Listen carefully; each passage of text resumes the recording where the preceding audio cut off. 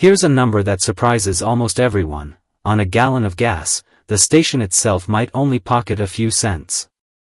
Not a few percent, a few cents. Total. So if that's true, why do people still buy gas stations? Why does a corner lot with 2 pumps and a mini-mart sometimes sell for more than a small apartment building? The answer isn't really about gas at all. It's about how our brains are wired to notice the wrong thing. And today we're going to use the gas station as a case study to understand something much bigger.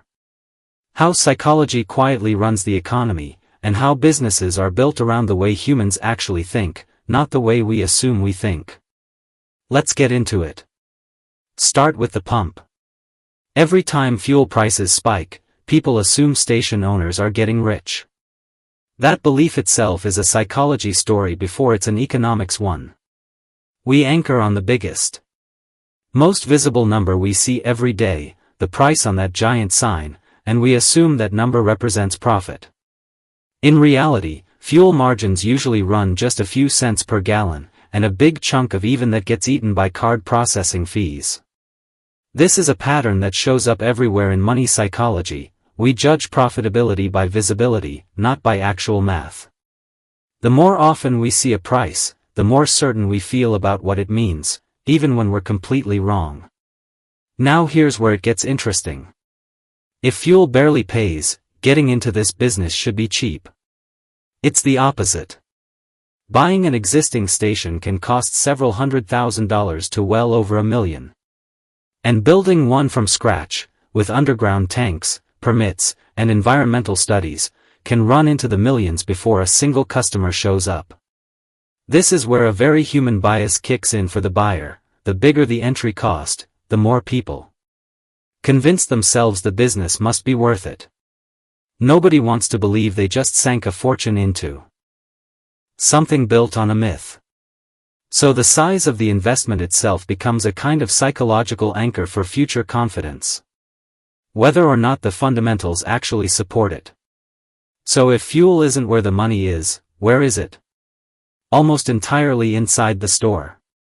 Coffee, snacks, cigarettes, lottery tickets, fountain drinks, all carry margins far higher than fuel. A coffee that costs pennies to make might sell for $2 or $3. And almost nobody blinks at that price the way they'd blink at a 10-cent jump in gas. That's not an accident. It's behavior design. We're far more price-sensitive about purchases we consciously compare.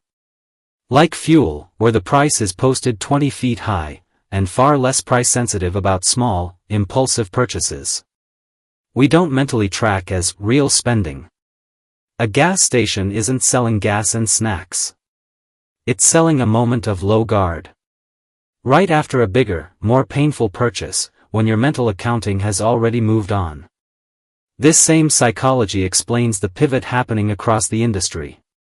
Convenience stores have gotten bigger, food counters more elaborate, layouts more like small supermarkets, because owners have realized the pump is just the hook. The real profit lives in the 60 seconds after you walk inside, when your guard is down and your wallet is still out.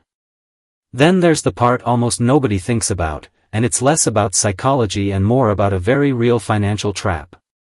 Every station has underground storage tanks, and those tanks can leak. A slow leak over years can contaminate soil and groundwater. And cleanup costs enforced by environmental regulators can run into the hundreds of thousands or millions of dollars, sometimes traced back to an owner long after they've sold the property. Which brings us to a very human blind spot. We're excellent at pricing in risks we can see, and terrible at pricing in risks we can't. A cracked sign or a broken pump gets fixed immediately. A slow leak, invisible underground for years, barely registers as a threat. Until it becomes the most expensive mistake of someone's life.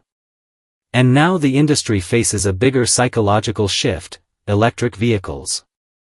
As EV adoption grows, the entire habit loop that built this business, pull in, pump gas, grab a coffee, starts to disappear, because most EV owners just charge at home overnight.